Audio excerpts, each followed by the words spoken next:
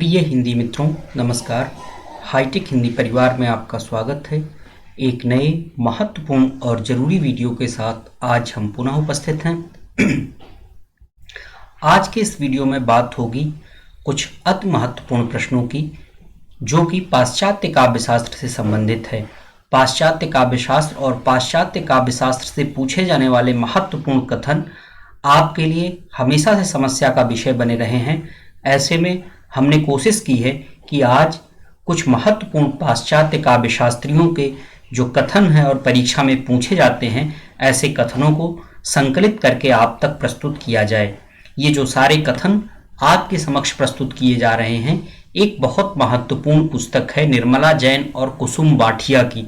उस पुस्तक का नाम ही है पाश्चात्य काव्यशास्त्र। यदि बाजार में आपको वह पुस्तक मिले तो आपको वह पुस्तक खरीदनी चाहिए और उस पुस्तक में आपको पाश्चात्य काव्यशास्त्र पर सबसे प्रामाणिक और सटीक जानकारी मिलेगी।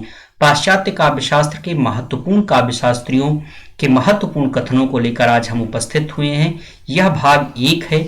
यदि यह वीडियो आपको पसंद आएगा, आप इसे कमेंट करेंगे, लाइक और शेयर करेंगे, तो हम जो है इसका भाग 2 लेकर के आपके समक्ष जरूर आएंगे। तो आइए हम कुछ महत्वपूर्ण कथनों पर बात करते हैं। कविता का विषय होता है सत्य, व्यक्तिगत या स्थानीय सत्य नहीं, अपितु सामान्य एवं व्यवहारिक सत्य, जो किसी बाह्य साक्ष्य पर आधारित होकर भावों के माध्यम से समग्र रूप से हृदय में प्रविष्ट होता है। ऐसा सत्य जो स्वयं में अपना साध्य है। महत्वपूर्ण तथ्य किसने कहे हैं? यह महत्वपूर्ण कथन है पाश्चात्य विद्वान विलियम वर्ड्सवर्थ का। किसका है? विलियम वर्ड्सवर्थ का ये महत्वपूर्ण कथन है। काव्य में कल्पना की अभिव्यक्ति होती है, किस विद्वान का मानना है? यह है पीबी शैली। पीबी शैली का कथन है काव्य में कल्पना की ही अभिव्यक्ति होती है। किसने कहा है? पीबी शैली ने। परीक्षा में ये कथन आपसे इसी रूप में पूछे जाएंगे। बहुत महत्वपूर्ण, बहुत प्रसिद्ध कथन है, अक्सर कोट किया जाता है शेक्सपियर का कथन। पागल प्रेमी कवि तीनों कल्पना से ओतप्रोत रहते हैं। पागल प्रेमी और कवि तीनों कल्पना से ओतप्रोत रहते हैं। किसका प्रसिद्ध कथन है? यह कथन शेक्सपियर का है। साहित्यिक स्वतंत्रता राजनीतिक स्वतंत्रता की पुत्री है, किस पाश्चात्य विद्वान ने कहा है? यह विक्टर ह्यूगो का कथन है। किसका कथन है? विक्टर ह्यूगो का कथन है। साहित्यिक स्वतंत्रता राजनीतिक स्वतंत्रता की पुत्री है, किस पाश्चात्य विद्वान ने कहा? विक्टर ह्यूगो ने। स्वच्छंदतावाद, स्वच्छंदतावाद का प्रवर्तक हिंदी में किसे माना जाता है? किस विद्वानों ने किसको हिंदी में स्वच्छंदतावाद का प्रवर्तक माना है? आप कमेंट करके हमें बताएंगे। स्वच्छंदतावाद ही साहित्यिक उदारवाद है। किसका मानना है? ये किसका कथन है कि स्वच्छंदतावाद ही साहित्यिक उदारवाद है? विक्टर ह्यूगो।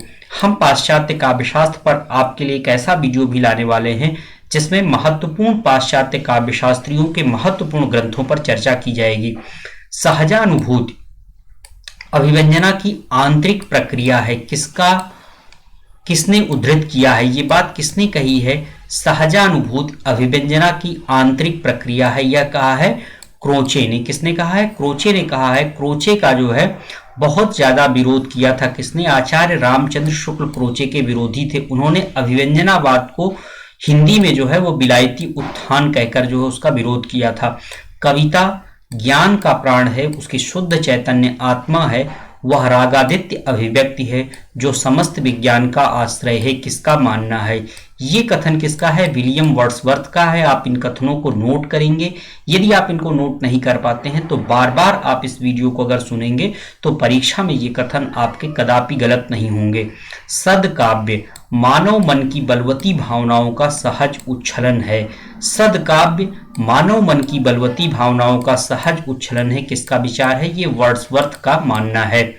जी हाँ, कवि की वस्तु और उससे प्राप्त संवेदन से युक्त पुनः सृष्टि में उक्त दोनों तत्व आपस में मिलकर बिंब का उत्पादन करते हैं, जिसमें दोनों का औपम्य प्रत्यक्ष होता है। किसने कहा है? ये सीडी लेविस का कथन है।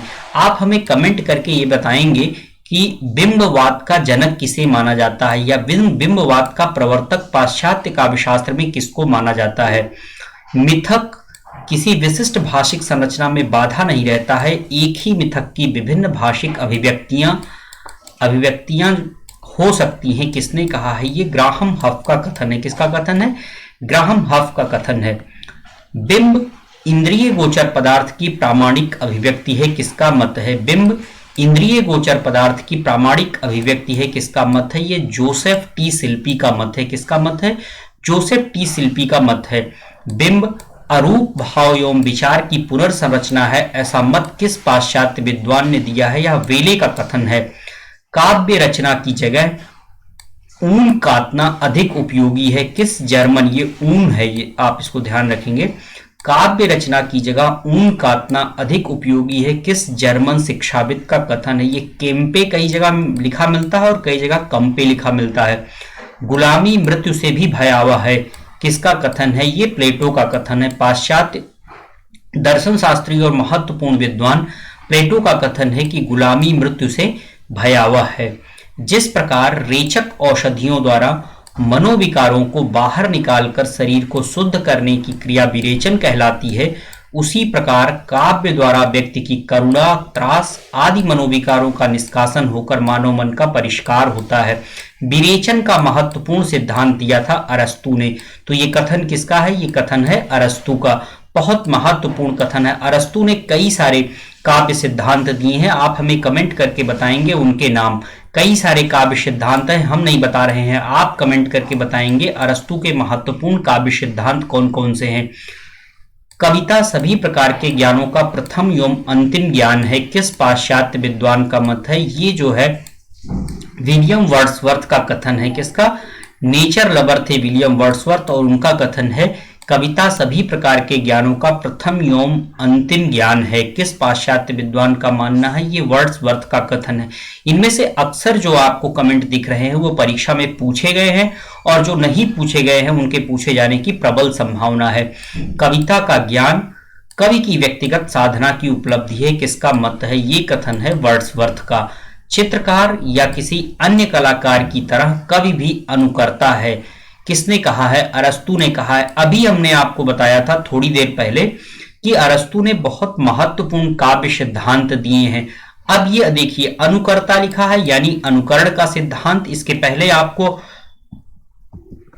आपने देखा था विरेचन शब्द मिला था, तो विरेचन का सिद्धांत, अनुकरण सिद्धांत और विरेचन सिद्धांत किसने दिया है? अरस्तु ने दिया है। इसके अलावा भी अरस्तु के कई महत्वपूर्ण सिद्धांत हैं, आप हमें कमेंट करके बताएंगे कि वे सिद्धांत कौन से हैं। काव्य प्रकृति की अनुकृति है पर एकदम नकल न होकर उसका पुनः प्रस्तुतिकरण है, किस दार्शनिक का मत है? काव्य प्रकृति की अनुकृति है पर एकदम नकल न होकर उसका पुनः प्रस्तुतिकरण है, किस दार्शनिक का मत है? ये अरस्तु का मत है। किसका मत है? अरस्तु का महत्वपूर्ण कथन है। आगे देखते हैं। कविता भाव और संदेशों को उद्दीप्त करती है और तर्क एवं विचार शून्यता को प्रोत्साहन देती है, किस दार्शनिक का कथन है? ये कथन है प्लेटो का। आप कमेंट जरूर करेंगे आपको वीडियो कैसा लगा है, ताकि हम इसका जो दूसरा भाग है वो बहुत जल्दी आपके लिए ला सके। कविता भाव एवं संदेशों को उद्दीप्त करती है और तर्क एवं विचार शून्यता को प्रोत्साहन देती है, किस दार्शनिक का मानना है? ये प्लेटो का मत है। प्लेटो, अरस्तु, विलियम वर्ड्सवर्थ, रिचर्ड्स, ये जो सारे के सारे, पीबी शैली, इन सारे जो महत्वपूर्ण पाश्चात्य काव्य शास्त्री हैं, इनके जन्म क्रम और काल क्रम भी आपको याद रखने हैं। अगर आपको नहीं पता है तो आगे हम जो वीडियो लेकर के आएंगे उसमें हम इन चीजों पर भी बात करेंगे। अगर इनके क्रम आपको पता है तो आप कमेंट करके हमें बताइएगा कि इनके महत्वपूर्ण क्रम क्या हैं। काव्य रचना ईश्वरीय होती है और कभी दैवीय प्रेरणा से आविष्ट होकर काव्य रचना करता है। कवि जो है दैवीय प्रेरणा से आविष्ट होकर काव्य रचना करता है, किस पाश्चात्य विद्वान का कथन है? ये प्लेटो का कथन है।